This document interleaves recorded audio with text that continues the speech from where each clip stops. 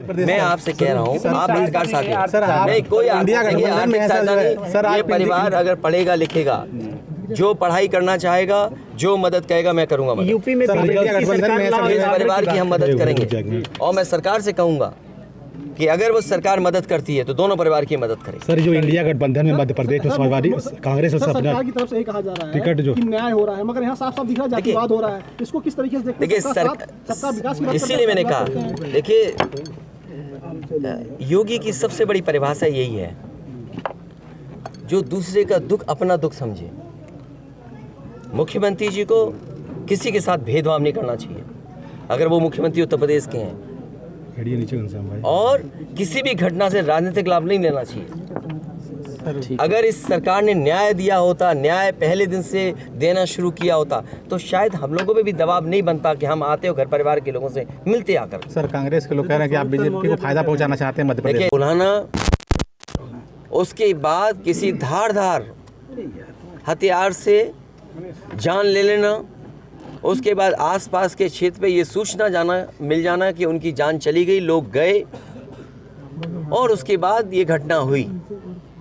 मैं मौके पे घटना में पहुंचा हूं, देखा है मैंने उस परिवार के रहने का, और उस परिवार में जो घर बना वो मैं देख करके आया हूं। वो घर और ये घर जहां प्रेम यादव थे दूर था। आखिरकार किन परिस्थितियों में वहां जाना पड़ा उन्हें? क्या वजह थी कि सुबह ही सुबह वो मौके पे चले गए? अगर किसी की नीयत और मंशा ये थी कि उसे हमला करना है, या उसकी नीयत और मंशा ये होती कि उस पर हमला होगा, तो वो तैयारी से जाता किसी भरोसे के साथ, और अपनी मोटरसाइकिल से यहाँ से वहाँ प्रेम यादव पहुँचे। उसके बाद उनकी जान ले ली गई। मैं यही कहना चाहता हूँ इस मौके पर, मुख्यमंत्री जी का गृह जनपद है, मंडल मत बोलिए, क्योंकि दूसरा जिला, बगल का जिला भी घर मानते हैं। देवरिया, गोरखपुर, कुशीनगर, महाराजगंज, वो अपने आप को दावा करते हैं कि वो घर है उनका, और जनता ने वोट भी दिया उन्हें। लेकिन जीरो टॉलरेंस वाले लोग इस तरह की भेदभाव फैलाएंगे, इस तरह की घटना होने देंगे, और फिर उसका राजनीतिक लाभ लेना चाहेंगे आप।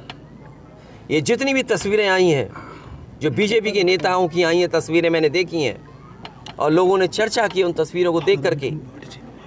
बीजेपी के लोग घटना से राजनीतिक लाभ लेना चाहते हैं।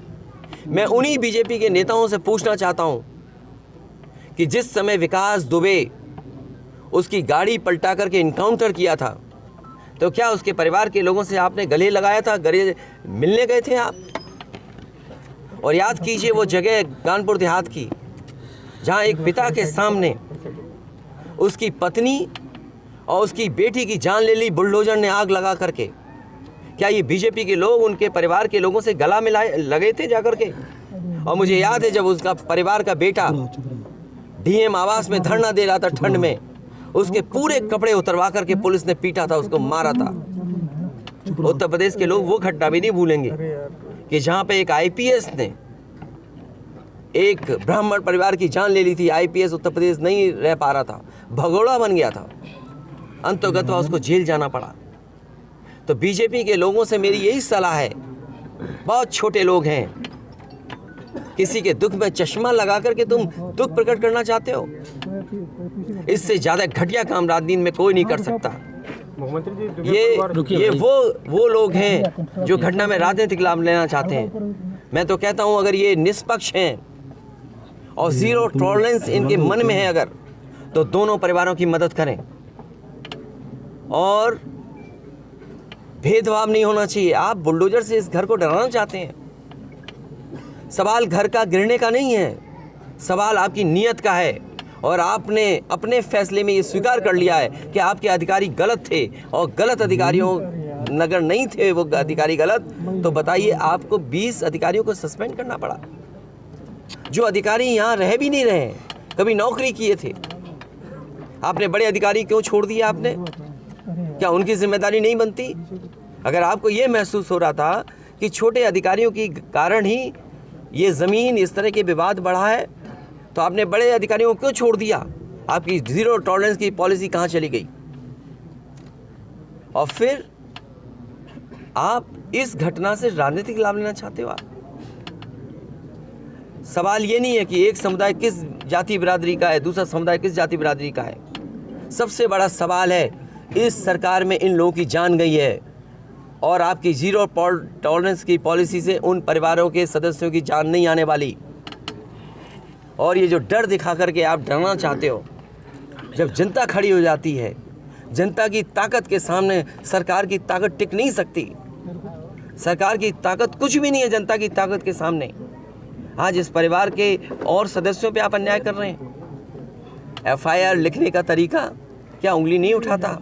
और मैं तो पत्रकार साथियों से कहूँगा कि आप में से कुछ लोग कानून की जानकारी रखते हैं, कानून को समझते हैं, क्योंकि इतना अनुभव आपको हो गया है घटनाओं को देखते हुए और अधिकारियों से बात करते हुए, आप समझते होंगे। सोचिए, परिवार एफआईआर नहीं लिखा पा रहा है, क्या उसकी पत्नी की एफआईआर नहीं लिखनी चाहिए थी? और सो मोटो लेकर के स्वयं सरकार को या निष्पक्ष होकर के क्या पहली घटना पे एफआईआर नहीं दर्ज होनी थी? आपने जो प्रेम यादव की जान गई उस पर एफआईआर किससे दर्ज कराई? सुनने में आ रहा है कि आपने जानबूझ करके डरा के धमका के और खाली पन्ने पे दस्तखत करा करके आपने एफआईआर लिखी है। और एफआईआर ऐसी लिखी है कि वो एफआईआर टिक ही नहीं सकती। जो मरने वाले लोग हैं उनको आपने नाम दर्ज किया है उनका, और दूसरी तरफ से कोई यहाँ का है, कोई वहाँ का है, न जाने कहाँ कहाँ के से लोग हैं, उनके नाम डलवा दिए। क्या आपने नाम नहीं डाले उनके गलत? जो यहाँ गांव में रहने वाले लोग हैं, निर्दोष लोग हैं, क्या उनके नाम नहीं डाल दिए आपने? अभी महिलाएं मिली उनके परिवार की, क्या उनके पतियों का क्या दोष था या उनके रिश्तेदारों का क्या दोष था? अगर कोई रिश्तेदार दूसरी जगह रह रहा है, वहाँ भी पुलिस जाकर के तांडव मचा रही है, आतंक मचा रही है। क्या ये जनता को नहीं दिखाई दे रहा? और फिर जब चुनाव होता है तो आप दूसरे तरह की पुलिस लगाते हो। ये घटना आ गई तो आप दूसरे तरह की पुलिस लगाते हो। क्या हमें आंखों से नहीं दिखाई दे रहा आपकी नीयत? मासूम बच्चों की हत्या हुई, उस पर क्या